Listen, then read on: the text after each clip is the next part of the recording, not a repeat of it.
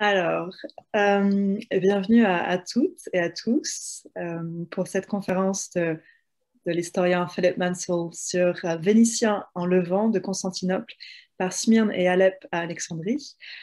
Quelques mots donc sur Philip. Je doute qu'il soit nécessaire de le présenter, mais au cas où. Donc, Dr. Philip Mansell est historien. Il a habité à Paris, à Beyrouth, à Istanbul et désormais à Londres. Il écrit surtout sur la France, l'Empire ottoman et les liens entre ces deux puissances. Nous lui devons notamment des biographies de Louis XVIII, du prince de Ligne, et publiées l'année dernière de Louis XIV. Et la biographie s'intitule Louis XIV, roi du monde, et est parue aux éditions Humancis. Philip Mansell est également l'auteur d'études sur les monarques du Moyen-Orient et sur la cour de France, ainsi que des histoires de Constantinople et de Paris, capitale de l'Europe au XIXe siècle. Et tous ces travaux ont été traduits en français. En 2010, Philip Mansell a cofondé la Levantine Heritage Foundation, qui a pour but de promouvoir donc les liens entre les différentes villes, les différentes communautés de Méditerranée orientale, réunit des documents et organise à Londres, Smyrne, Istanbul, Athènes et hopefully davantage en France, notamment à Marseille, des séminaires et des colloques.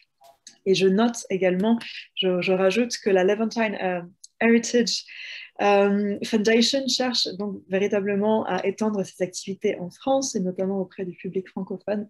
Donc n'hésitez pas à en parler autour de vous et à rejoindre la société. Voilà, Philippe, c'est à toi.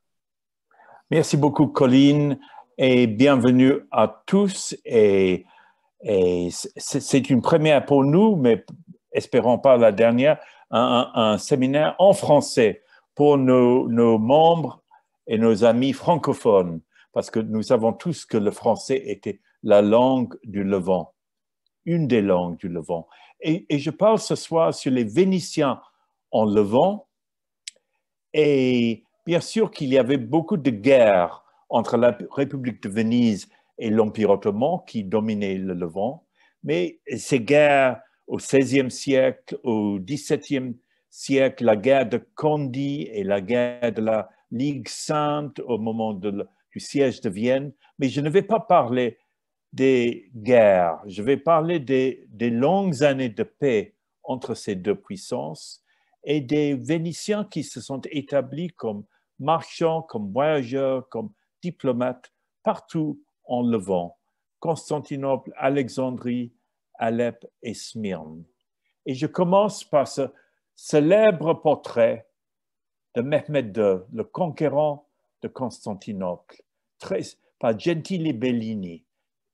Après avoir fait la paix avec Venise, le sultan lui-même, qui avait un esprit très ouvert, a demandé un peintre pour sa cour. La République a envoyé le célèbre peintre Gentile Bellini et il est devenu un membre de la maison même du sultan. Et ce magnifique portrait, 1480, montre le sultan, mais dans un cadre de l'Italie de la Renaissance. Il est encadré comme prince de la Renaissance. Et nous savons que Mehmed II s'intéressait à tout, à la civilisation classique. Il s'est donné la peine d'aller à Troyes.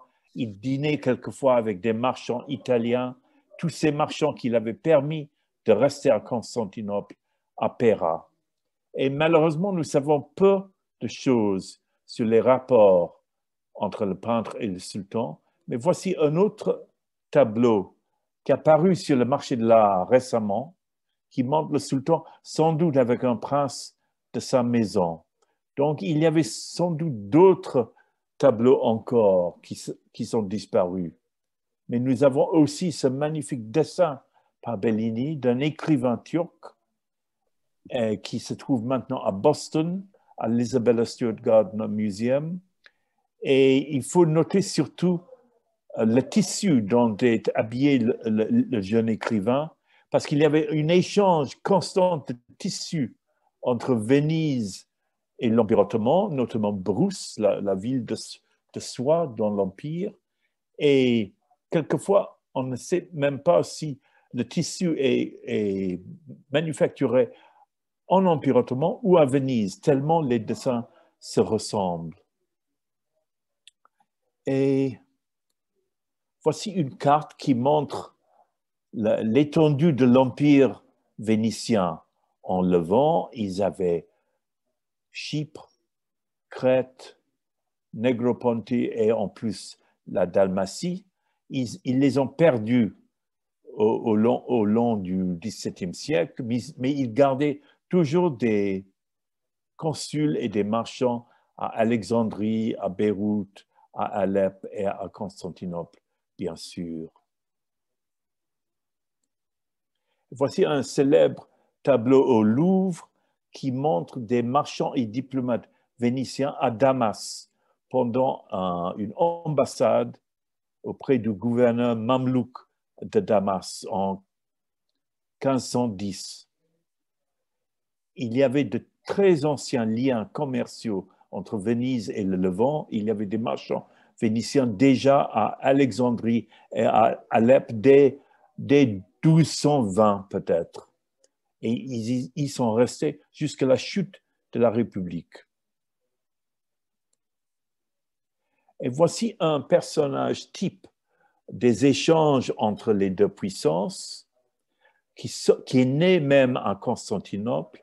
C'est le fils illégitime du doge Andrea Gritti, qui s'appelait Alvise Gritti, qui vivait avec les Turcs comme un Turc et avec les chrétiens comme un chrétien. Et il était conseiller de Soliman le Magnifique, le grand sultan, et de son grand vizir, né sur une île vénitienne de Grèce, Ibrahim Pacha. Et c'est lui qui a reçu la commande du sultan de faire, d'acheter à Venise une couronne. Cette couronne à 4 rangs de bijoux qui était au moment de la concurrence entre le sultan ottoman et le saint-empereur romain Charles Quint. C'est 1532. Et cette couronne a vraiment existé, mais elle a disparu à Istanbul depuis. Et cela montre encore une fois Venise comme intermédiaire entre l'Empire ottoman et les puissances et les arts de l'Occident. On l'appelait la courtisane du Turc. On disait qu'elle était infidèle à la chrétienté et qu'elle mettait avant tout ses propres intérêts, surtout commerciaux. Voici une carte de la Méditerranée. Comme tout le monde sait, les Vénitiens étaient très bien renseignés sur la géographie de la région. Beaucoup de voyageurs vénitiens allant à Constantinople, comme Giuseppe Rosaccio, écrivant le voyage. Voilà un plan vénitien du Caire en Égypte. Et voilà, et les Ottomans aussi envoyaient souvent des ambassadeurs à Venise, plus souvent qu'à aucune autre puissance occidentale. Et voilà le Palazzo Dario sur le Grand Canal, où on avait l'habitude d'héberger les envoyés ottomans. Donc la présence de Turcs à Venise, c'est bien plus fréquente que dans aucune autre ville de l'Occident. Ils avaient même leur propre ambassade ou fondaco à Venise, la fondaco dei Turchi, où ils pouvaient descendre après 1618, qui a existé jusqu'en 1840, et il y avait à l'intérieur une salle qui servait comme mosquée, comme lieu de prière. Donc, c'est la seule ville en Europe où il y avait un espace légal officiel pour les prières musulmans. Et le commerce, j'ai parlé de tissus, mais il y avait aussi un commerce de tapis, de soie, de bijoux, de verre. Le verre de Venise était célèbre. Voici un tableau du début du XVIe siècle par Lorenzo Lotto qui montre un tapis turc. Donc, c'est un objet habituel dans les grandes maisons de Venise. Voilà Saint-Antoine qui donne des aumônes, toujours un tapis turc. On les appelle même maintenant les tapis Lotto. Encore une fois, une famille vénitienne avec un tapis turc.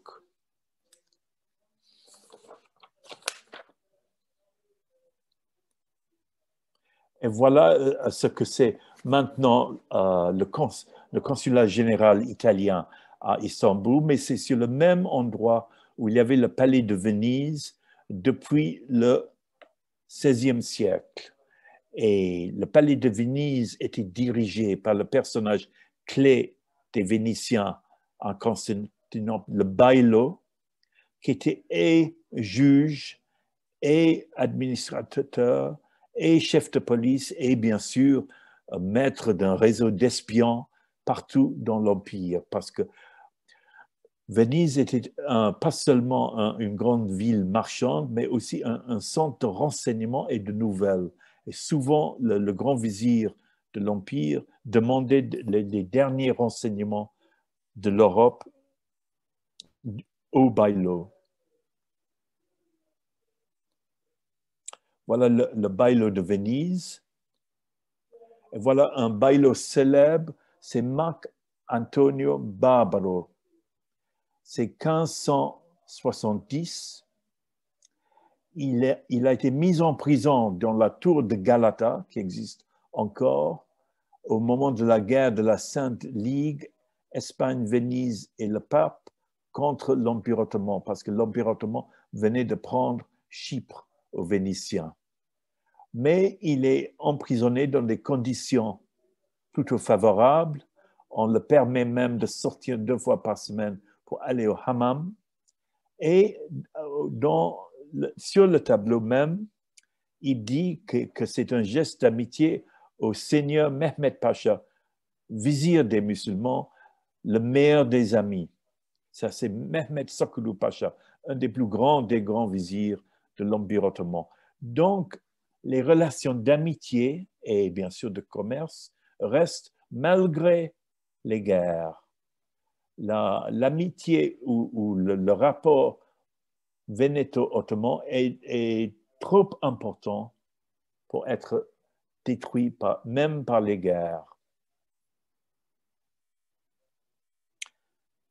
Et derrière lui, il y a la Corne d'Or. Et voici un manuscrit à Venise, fait au XVIIe siècle, qui montre la vie de Constantinople et le destin de plusieurs bailos. C'est peut-être rassemblé pour enseigner aux futurs bailos les problèmes de leur poste. Voilà un marché, un autre marché, une vue du Capella Casa, un marché aux chevaux.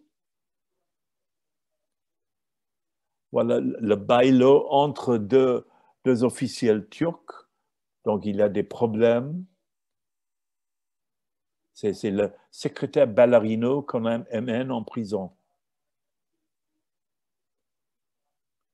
Il y a des discussions avec le gouvernement turc, les janissaires. Et voilà l'interprète Grillo étranglé. C'est au moment de la guerre de Candie qui a duré 20 ans, quand les Ottomans prennent l'île de Crète.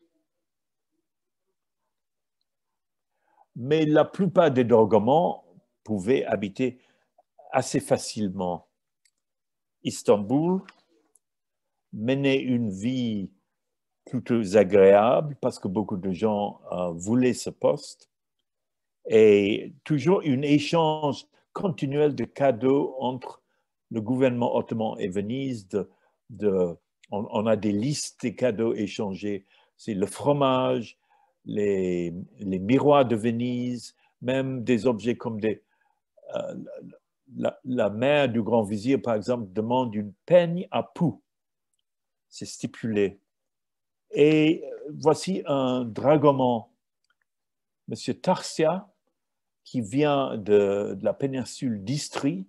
Donc la Dalmatie fournit beaucoup d'interprètes et de marchands pour le gouvernement de Venise. Et il y a un groupe de ces portraits qui se trouve au musée de Porec, en Istrie, actuellement. Et ce dragoman a mené des négociations entre l'Empire ottoman et l'Empire d'Autriche en 1699, la paix de Karlowitz. Et d'autres intermédiaires entre le gouvernement de Venise et l'Empire ottoman, il y a les femmes, les mères du sultan sont souvent d'origine vénitienne, comme Safiye et Nurbanu, et à travers les lettres et les messages, ils gardent des rapports avec le baillo de Venise. Et même ces deux puissances étaient tellement mêlées à Istanbul que c'était traditionnel pour le palais de Venise de fêter les fêtes de Bayram, la naissance du prophète, etc. Ils illuminaient la maison, ils envoyaient des cadeaux au grand vizir et au sultan.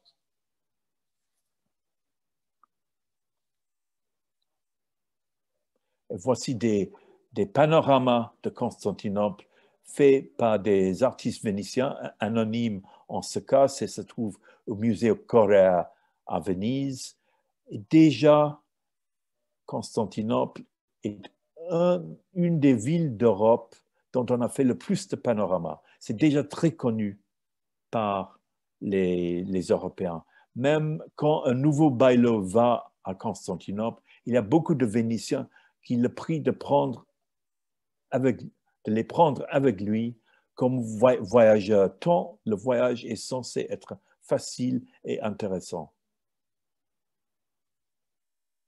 Voilà l'autre rive de la Corne d'Or avec la tour de Galata et l'arsenal de la marine ottomane à gauche.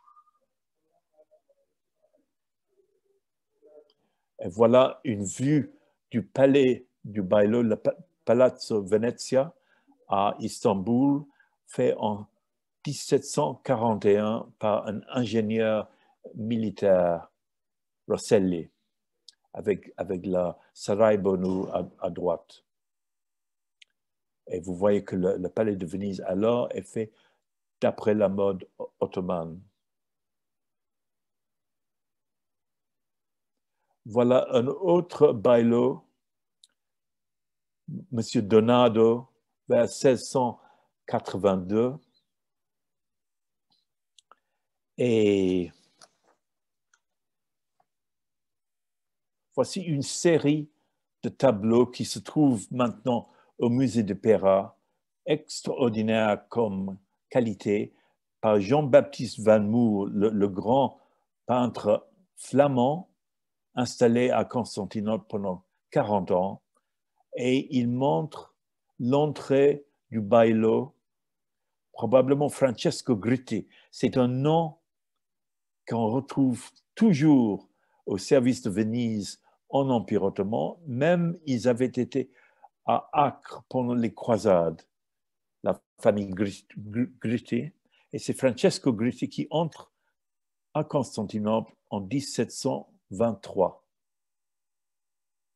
Et vous voyez le nombre de Vénitiens qui l'accompagnent, qui ont demandé de venir avec lui. Et la formalité de l'entrée entourée de janissaires et d'officiels turcs. L'entrée dans la ville, le baillo est accompagné de gentilshommes et d'écuyers. Le baillo entre dans la deuxième cour du palais de Topkapi au moment du paiement des janissaires, qui aussi se penchent sur le repas de riz qu'on voit derrière la procession. Devant le baillo,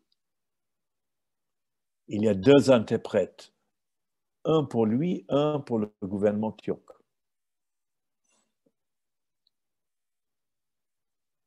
Voilà le bailo au moment du repas rituel avec le grand vizir dans la divanhane qui existe encore, plus ou moins dans le même état. Donc c'est un honneur payé aux diplomates européens, avec les deux interprètes à gauche et à droite. Et voilà le moment suprême où le bailo est admis dans la salle du trône du sultan, qui regarde devant lui, qui ne lui dit rien de plus que Peki, c'est bien. Et le peintre, bien sûr, ne montre pas le moment où le diplomate européen est obligé de baiser la terre devant le sultan. Avant le XVIIe siècle, il pouvait baiser la main du sultan, mais après, c'était plus humiliant. Et je veux vous montrer quelques extraits de livres publiés à Venise qui montrent à quel point Venise était un centre de connaissances sur l'Empire ottoman. Voici les vies des empereurs des Turcs par Pietro Bertelli, publié à Venise en 1599. Un livre sur l'état actuel de l'Empire ottoman, fait par Constantino Tinibelli et dédié à Battista Nani, publié à Venise en 1672. Un autre livre par Sagredo, Mémoire historique sur les sultans ottomans, 1679, à Venise. Un voyage à Constantinople de Donato Spedito Bailo à la Porta Ottomana. Nous en avons vu le portrait avant, dédié au grand-duc de Toscane et publié en 1688. Le premier livre en langue occidentale sur la littérature turque, fait par le même Donato, qui a été bailo à Constantinople. Donc, les connaissances deviennent plus culturelles, pas seulement le commerce et la diplomatie, mais aussi la littérature. Et voilà un voyage du Levant avec description de Constantinople par Michele Benfega. Et voilà un autre livre sur la littérature turque fait par l'abbé Giambattista Toderini en 1787. Et voilà son dédicace qui montre qu'il faisait partie de la splendida corte di Sua Eccellenza Agostino Gazzoni, Bailo Veneto à la Porta Ottomana, auprès du gouvernement ottoman. Et les artistes vénitiens reviennent. Voilà un portrait du sultan Abdulhamid Ier vers 1786, fait par Ferdinando Tonioli, qui est allé avec le même Bailo Gazzoni, qui était aussi accompagné par un célèbre biologiste du temps, Lorenzo Spallanzani. Donc, les ambassades vénitiennes, comme les ambassades anglaises ou françaises, sont aussi des missions culturelles. Donc, c'est sans doute le premier portrait occidental d'un sultan ottoman fait de vue depuis le portrait de Mehmed le Conquérant par Bellini. Une carte vénitienne par Zatta, Venise 1784. Donc, vers la fin du XVIIIe siècle, la République de Venise n'est pas corps mourant, ce n'est pas sur le déclin, c'est assez actif en Levant. Une partie de sa carte. Et donc, pour le moment, nous allons quitter Constantinople. Nous revenons vers Smyrne, qui a toujours eu un consul vénitien, longtemps avant les Français et les Vénitiens. Et le plus célèbre d'entre eux, c'est Francesco Lupazzolo, qui a fait cette cette carte des îles de la mer d'Égée en 1639. Et il est resté en vie jusqu'au début du XVIIe siècle.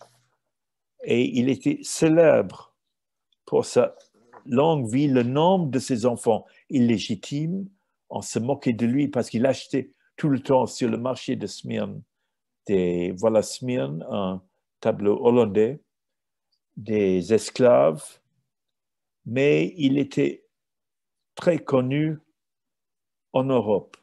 Il était aussi chef du réseau des espions des Vénitiens en mer d'Égée pendant la guerre de Candie.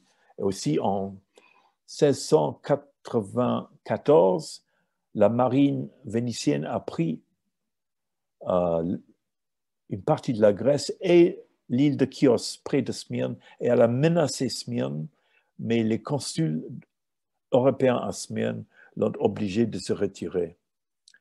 Et le médecin de Lupazzolo, Giacomo Pilarini, est le premier médecin qui a administré l'inoculation sur des Européens à Constantinople, les enfants de l'ambassadeur britannique. Donc, encore une fois, les Vénitiens comme agents de transfert culturel ou scientifique. Et le dernier consul de Venise, Luigi Cortazzi, sa fille a épousé un Giraud, un de ces marchands européens qui se sont installés à Smyrne au XVIIIe siècle. Donc, il y a un lien entre les derniers consuls vénitiens et les marchands levantins du XIXe siècle. Et maintenant, nous revenons à Alep. Voici un autre palais à Venise, le palais Malipiero, et au moins 10 membres de la famille Malipiero se sont installés à Alep, grand centre de commerce de la soie, au XVe et au XVIe siècle. Encore une fois, c'est toujours les mêmes noms de famille, Pisani, Malipiero, Trevisan, Zorzi, qu'on retrouve à Constantinople et à Alep. Et surtout à Alep, qui était tellement ville marchande, ville riche, que seulement les plus grands nobles de Venise y allaient. Ils se réservaient le commerce d'Alep. Et heureusement, nous avons un livre de voyage d'un Vénitien sur Alep. C'est Ambrogio Bembo, qui était neveu du consul de Venise à Alep. Il y avait peut-être 10 ou 40 marchands vénitiens, toujours habitant Alep. C'était un centre de renseignement, un centre du commerce de la soie avec l'Iran, Isfahan. On voit ici sa route jusqu'aux Indes. Mais dans la deuxième moitié du XVIIe siècle, le commerce commençait à décliner. Et les Hollandais et les Anglais prenaient la relève. Mais ils parlent comme toujours, on parlait du baillo de Venise à Constantinople, comme il tenait auberge ouverte. Il y avait toujours des réceptions, on buvait du vin, on allait chasser avec les Anglais dans le désert autour d'Alep. Et il dit à quel point la vie d'Alep est paisible. C'est une ville très peuplée, mais il ne voit jamais d'assassinat. Ils ne prennent jamais les armes, il écrit dans ce journal que je vous recommande. Mais le consulat de Venise d'Alep ferme en 1675 et ne se rouvre qu'en 1762. Ce renouveau du commerce vénitien au XVIIIe siècle, parce que voilà un dessin d'Alep fait par Grelot, parce que Bembo amenait avec lui son artiste, comme beaucoup de voyageurs d'alors. Une des premières vues d'Alep par un artiste occidental est due à un voyageur vénitien. Et voilà l'entrée formelle du consul de Venise à Alep en 1673. C'est une version en miniature de l'entrée du Bailo à Constantinople qu'on a déjà vue. Et cela montre à quel point les diplomates étaient bien reçus par le gouvernement ottoman. Voilà une photographie de l'ancien consulat de Venise à Alep, Khan al-Bandika, qui y était installé depuis le XVIe siècle, et beaucoup de familles d'origine vénitienne restaient à Alep, comme les Durighello, qui étaient consuls d'Espagne, plus tard archéologues, ou les Marcopole. Et même après l'abolition de la République de Venise par Napoléon en 1797,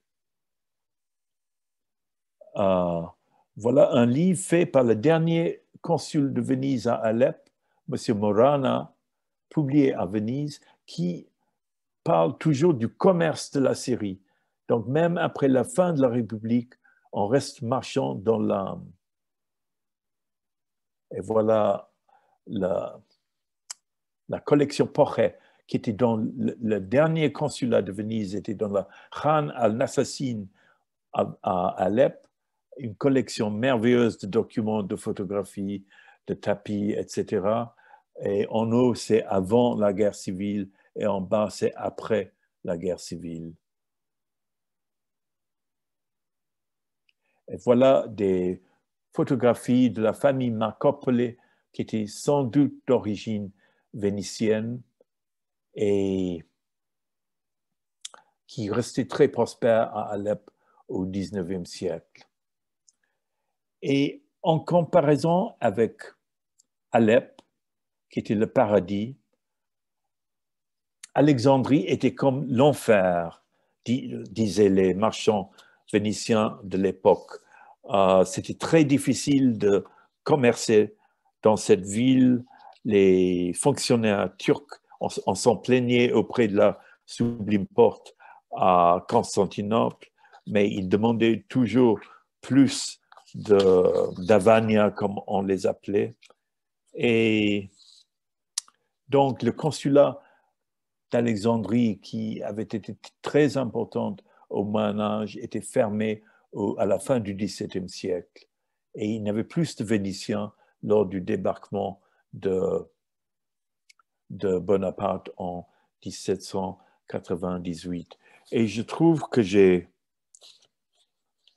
retrouvé un autre voyageur vénitien à Constantinople, que j'avais oublié, c'est Casanova lui-même, qui y va en 1745, toujours pour accompagner le Bailo de Venise. Il dit, évidemment, c'était une mode pour les jeunes Vénitiens d'aller à Constantinople avec le Bailo pour l'amusement. Et il écrit, on ne peut pas trouver un panorama plus magnifique dans le monde entier. C'est vraiment le siège de l'empire du monde entier.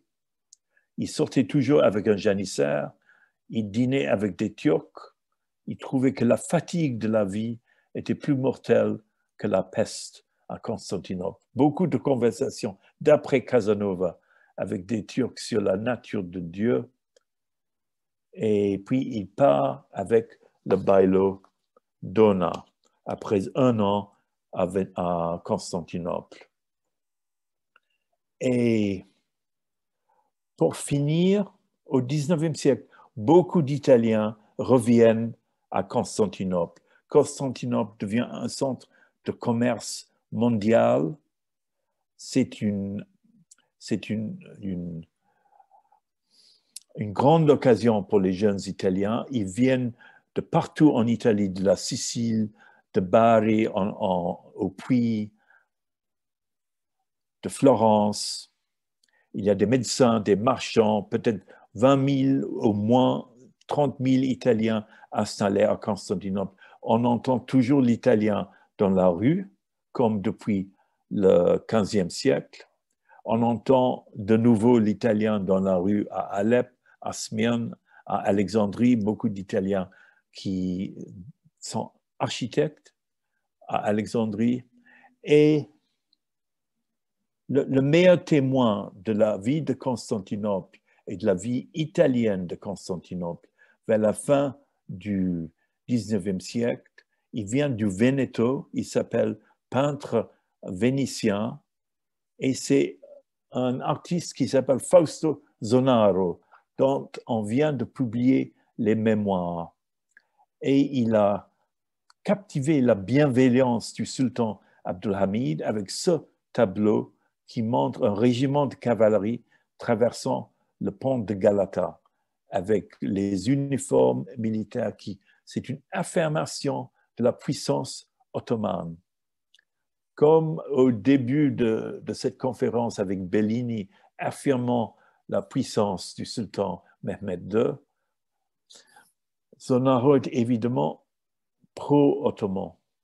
Voilà l'attaque, un tableau qui se trouve toujours au palais de Dolmabahce, qui montre une victoire ottomane sur les Grecs en 1897. Voilà la visite de Guillaume II à Abdulhamid en 1898 devant le palais de Dolmabahce avec la mosquée de Dolmabahce et à l'arrière-plan l'ambassade d'Allemagne. Il devient peintre de cour officiel d'Abdulhamid. Il habite quelquefois le palais de Yildiz, il apprend le turc et il parcourt la ville entière avec une autorisation spéciale du sultan. Il n'est pas seulement un peintre de cour, encore une fois Guillaume II au palais de Yildiz, qui montre à quel point la cour ottomane s'européanise vers la fin du XIXe siècle. Voilà une procession dans le jardin de l'ambassade britannique. La fille de l'ambassadeur se marie. Voilà un fils du sultan, le prince Bohaneddin. Et voilà Zonaro lui-même, un autoportrait portant tarbouche avec toutes ses médailles ottomanes. Donc, il s'est fait turc, comme on disait en italien, si fare turco. Et ces mémoires sont des merveilles que je vous recommande tous. Et voilà une photographie qui le montre dans la rue à Constantinople.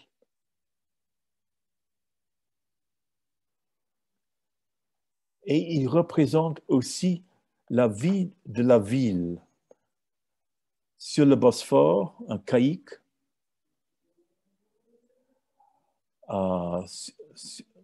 près du Bosphore, à Dolmabahce. Les femmes qui s'embarquent sur un caïque. Une cérémonie chiite de Muharram à Constantinople, parce que alors, ce qui ne pourrait pas se faire maintenant, je crois, les chiites étaient autorisés à faire leur propre cérémonie. C'est un cadeau du sultan Abdulhamid pour un cheikh chiite. une cérémonie des derviches Rifaï dont faisait partie Zonaro lui-même. Et vous voyez, des Européens regardent autant que des Turcs. Et une fête du Bayram. C'est bien pour cette semaine parce que c'est le début de Ramadan. Donc, il montre la vie populaire autant que la vie de cour. Et une de ces scènes de pêche très favorisées par les peintres de Constantinople.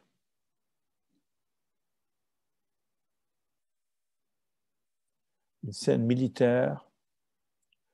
Un chambellan du sultan, c'est Izzet Pacha, qui est l'esprit derrière le chemin de fer jusqu'à Bagdad et jusqu'à la Mecque. Donc, il voyait ce qui se passait à Yildiz. Il faisait partie de la cour. Il pouvait voir la politique et la vie ottomane de l'intérieur. C'est un observateur levantin qui a cette double vision de l'intérieur et de l'extérieur. Et voilà le sultan qui va à la mosquée en 1908 au moment de la révolution jeune turque. C'est une photographie prise par la femme du peintre qui l'a beaucoup aidé dans sa carrière. Et pour finir, je veux vous montrer à quel point les artistes, les voyageurs vénitiens avaient le sens de l'histoire. Au moment de la révolution, pendant quelques mois, le sultan reste au pouvoir et Zonaro prend l'occasion de lui demander l'autorisation de faire son propre portrait en citant l'exemple de Bellini, en disant qu'il est le successeur de Bellini comme le sultan est le successeur de Mehmed le Conquérant. Et voilà une version du portrait assez terrifiant de Abdulhamid II comme sultan constitutionnel en automne 1908. Mais Zonaro se met du côté de la révolution. Voilà Enver Pacha comme héros de la révolution en 1909. Et voilà, pour finir,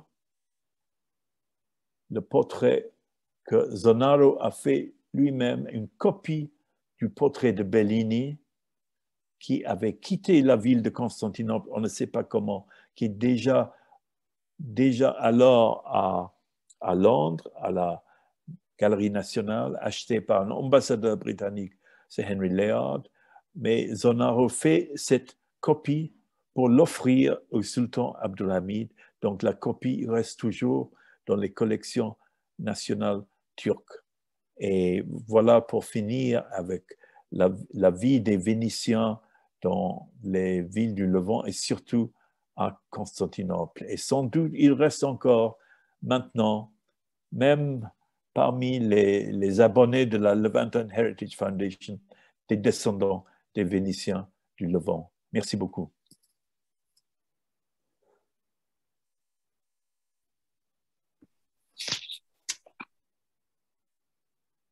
Un grand merci.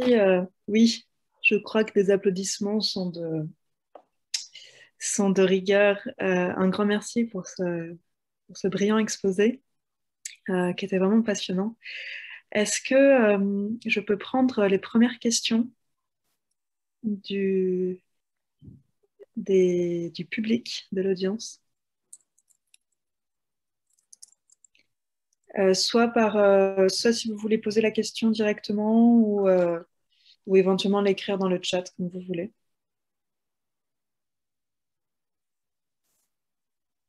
Peut-être qu'il y a. Est-ce que vous êtes encore sous le charme de l'exposé? Je commencerai peut-être avec une première question.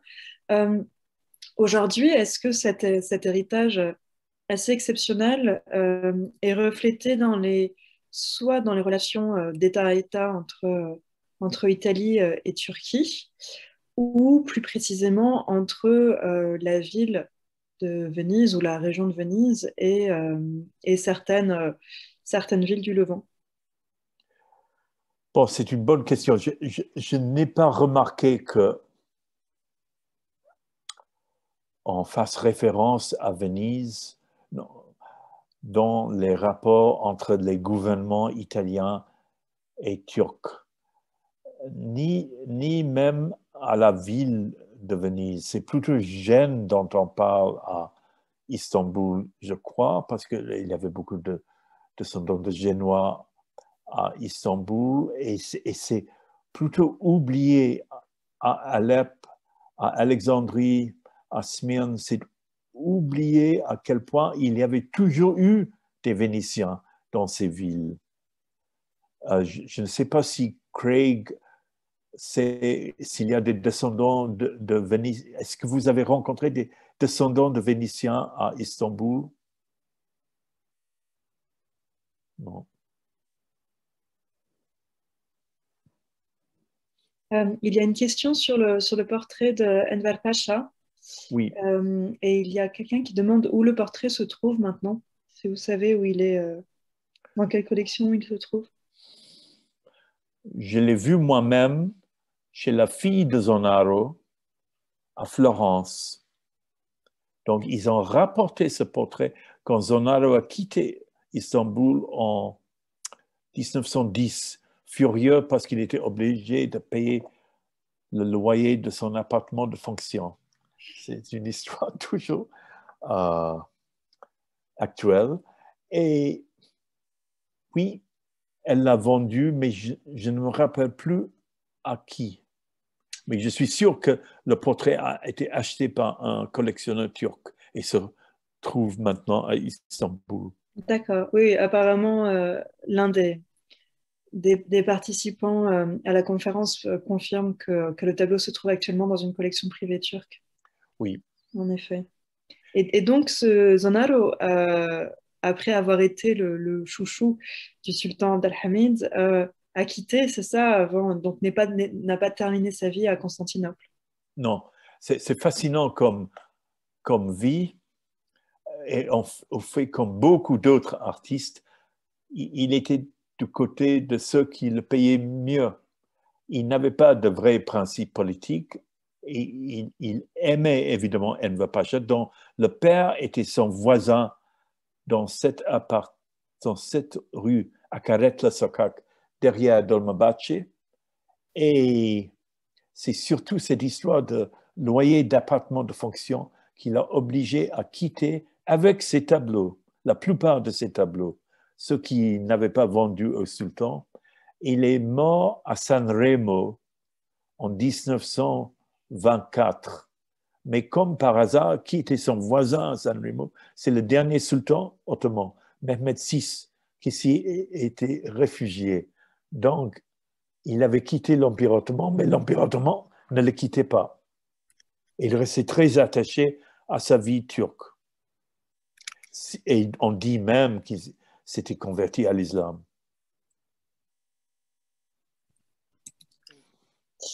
Est-ce qu'il y a d'autres remarques ou d'autres questions? Donc, espérons que nous allons avoir d'autres conférences en français. Qu'on nous propose d'autres conférences ou des colloques en France ou en français ou dans des institutions françaises en Levant, parce que toutes ces écoles francophones restent à Smyrne, à Alexandrie, je ne sais pas, surtout à Istanbul, où il y a l'école Saint-Benoît et l'école de Galatasaray, qui sont toujours francophones, ou en partie francophones. Mm. Oui, oui, absolument. Oui, oui, que ce soit en Turquie, je parlais justement des réseaux d'éducation francophone, même en Palestine, en Israël, qui jusqu'à 48, en fait, avaient, même d'ailleurs après 1948, euh, continuaient en fait d'envoyer leurs étudiants, par exemple, le Collège des Frères de Jaffa continuait d'envoyer ses étudiants en séjour de vacances à Alexandrie. Grâce aux accords de paix entre Israël et l'Égypte. Donc, toute cette circulation finalement d'un certain réseau éducatif francophone continue jusqu'à aujourd'hui et a pu survivre aussi au tressautement de l'histoire et de la politique notamment. Oui. Euh, À propos du sultan, alors pour ceux qui sont à Paris ou qui ont l'occasion bientôt d'aller à Paris, je vous conseille de visiter le cimetière musulman de Bobigny. La France, donc, avec la loi sur la laïcité, ne permet pas d'avoir des cimetières confessionnels. Donc les seuls cimetières, en fait, juridiquement confessionnels que l'on trouve se situent en Alsace, parce que donc, l'Alsace, ne faisant pas de partie de la France en 1905, est soumise aux lois du Concordat et non pas à la loi de 1905. Et donc l'autre exception est le cimetière musulman de Bobigny, qui en fait, à l'origine, était un cimetière qui était rattaché administrativement à l'hôpital franco-musulman, l'hôpital Avicenne, qui existe toujours à Bobigny avec une magnifique entrée néo-mauresque et art déco. Et dans ce cimetière, il y a, alors il faut que je retrouve le nom exact, mais il y a en fait des descendants de la famille impériale ottomane qui sont enterrés parce que jusqu'en 1974, il me semble, jusqu'en 1973, pardon, il était interdit aux descendants mâles du sultan de se faire enterrer en Turquie. Donc, on retrouve comme ça un peu partout en Europe et au Proche-Orient des descendants, des sépultures de descendants du sultan. Là, je crois qu'en l'occurrence, c'est le prince Ahmed, qui doit être donc le fils.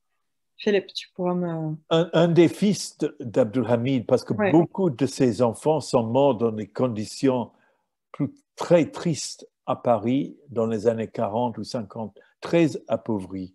Et le prince Osman Fouad, qui avait été camarade de Mustafa Kemal pendant la campagne de Gallipoli et d'autres, est mort dans une chambre d'hôtel à Paris en 70. Comme tu dis, il était interdit de rentrer en Turquie. Et on vient de publier plusieurs livres de souvenirs de membres de la famille impériale qui racontent leur vie à Paris et à Nice entre deux guerres. Il y a d'accord. toute une diaspora ottomane qui s'amusait sur la promenade des Anglais à Nice. Et alors, il y a une autre question sur est-ce que l'architecture à Istanbul a été influencée par les Vénitiens ou vice-versa? Oui, c'est une bonne question. On dit que l'architecture vénitienne a été influencée par Istanbul parce que Barbaro a aidé à construire l'église de la Salute qui a deux tours, un peu comme des tours des minarets. Mais l'architecture turque, je ne crois pas qu'elle a été très influencée par l'architecture vénitienne, sauf, non, même au 19e siècle, c'est plutôt Paris qui est l'inspiration que Venise. Mais il y a bien sûr des architectes vénitiens. Peut-être un peu à Alexandrie. Le Hôtel Cecil, un grand hôtel d'Alexandrie, est plutôt d'inspiration néo-vénitienne.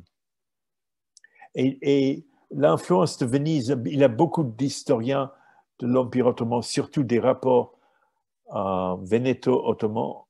À Venise, il y avait Maria Pia Pedani, par exemple, dont les articles sont des merveilles d'érudition sur les rapports entre ces deux puissances. Mais autrement, dans les musées de Venise, on ne sent pas l'Empire vénitien ou le rôle de Venise au Levant. C'est plutôt un peu oublié, peut-être. Ni même des possessions grecques de Venise. D'autres questions ou commentaires? Oui, il y avait une mention de Notre-Dame de Sion à Istanbul. Oui, J'imagine dans les exemples justement de ces institutions. oui, française. Mais, Hmm. mais je ne crois pas que le gouvernement italien, dans ses écoles et ses activités, se présente en héritier de la République de Saint-Marc, du Hmm. tout. Parce que c'est le Risorgimento, c'est l'État Ouais. national, C'est vrai c'est que très oublié.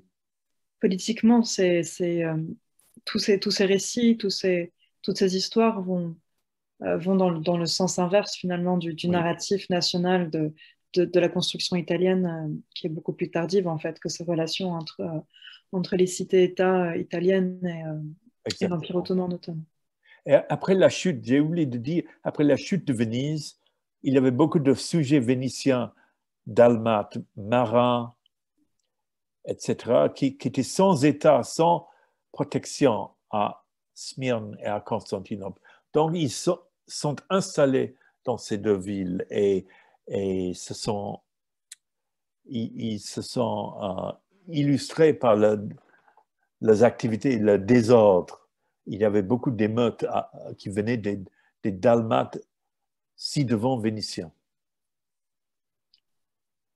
Comme exemple d'héritage architectural vénitien, on nous informe que la ville, notamment de Nauplie dans le Péloponnèse, a un certain nombre de bâtiments justement inspirés d'un point de vue architectural de Venise. Oui, merci beaucoup. Il faut que j'y aille. Oui, sans doute l'héritage est plus évident en Grèce qu'en Turquie.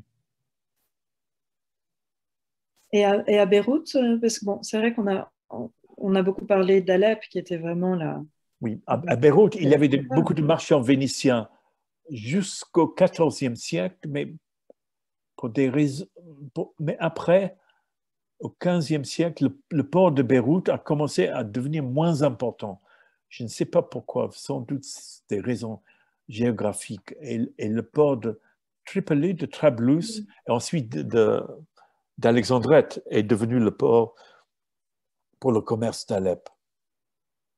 Mais on garde beaucoup de lettres des marchands vénitiens dans ces villes, mais c'est surtout sur le marché, le prix des denrées, les problèmes avec le cadi ou les fonctionnaires turcs qui demandent plus d'argent. Il n'y a pas beaucoup de réflexion sur la vie de ces villes. Oui, ce sont finalement, en partie, en tout cas, des communautés qui vivent un peu dans une bulle, en fait. Et ce qui a permis d'ailleurs le maintien aussi de la culture d'origine, Oui. de la langue d'origine. J'imagine une certaine endogamie aussi en termes de mariage. Tu montrais les photos de cette famille vénitienne à Alep. J'imagine que pour qu'elle ait pu perdurer jusqu'au 19e siècle, il y a eu énormément de mariages en fait au sein de la communauté vénitienne ou alors toujours Oui. avec des Vénitiens d'autres villes du Au, Levant. au sein des Européens d'Alep, les Marcopoli s'est épousé avec les Girardi et d'autres. Ou peut-être avec les paquebots, ils pouvaient aller chercher femmes en Europe. Mais le livre de voyage d'Ambrogio Bembo, 1674, il parle un peu de la vie de ville. Il rencontre des non-vénitiens. Donc, avec le XVIIe et surtout le XVIIIe siècle, la vie s'ouvre un peu. Casanova dit qu'il dîne avec des Turcs. Et il y a une pièce de Goldoni, l'impresario di Smyrna, qui parle de Turcs qui viennent à Venise.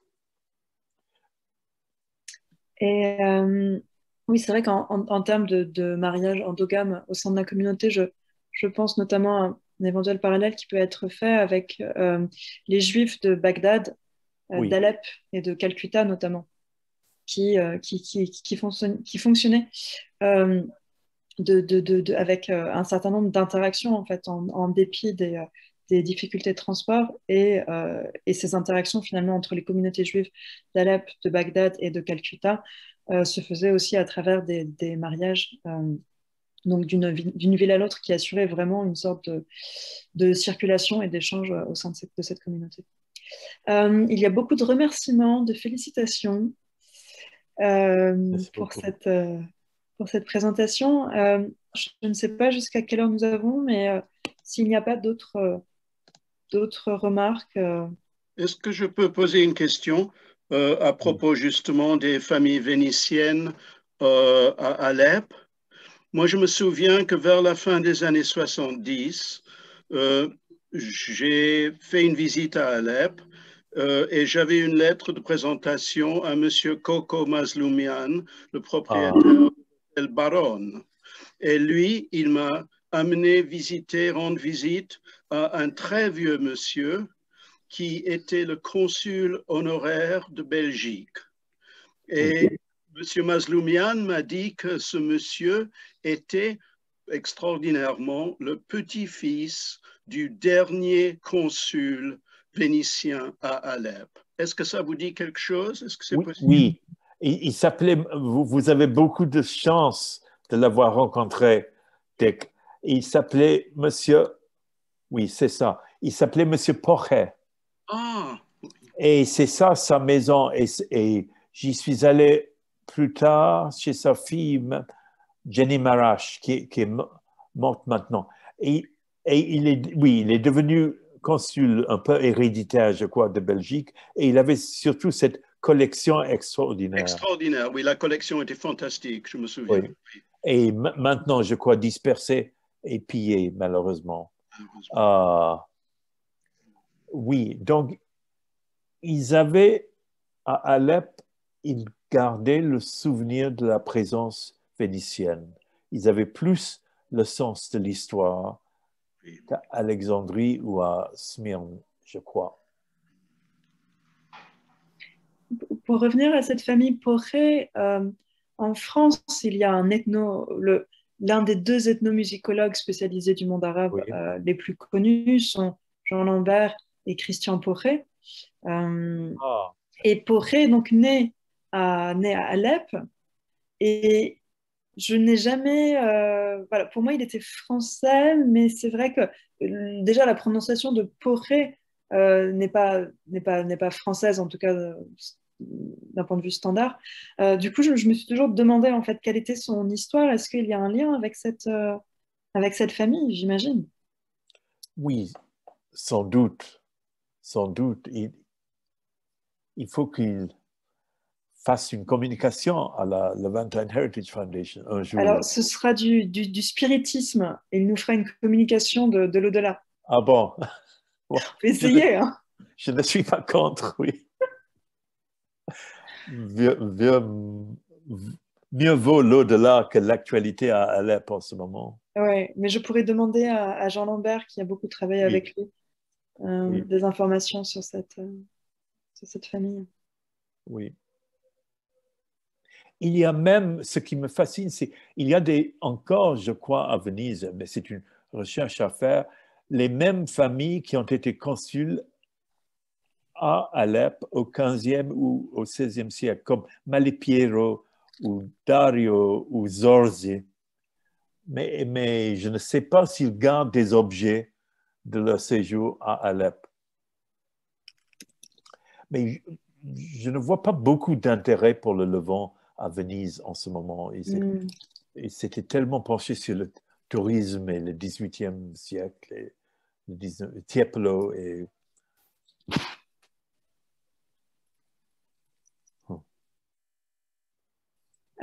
D'autres questions, commentaires avant de clore?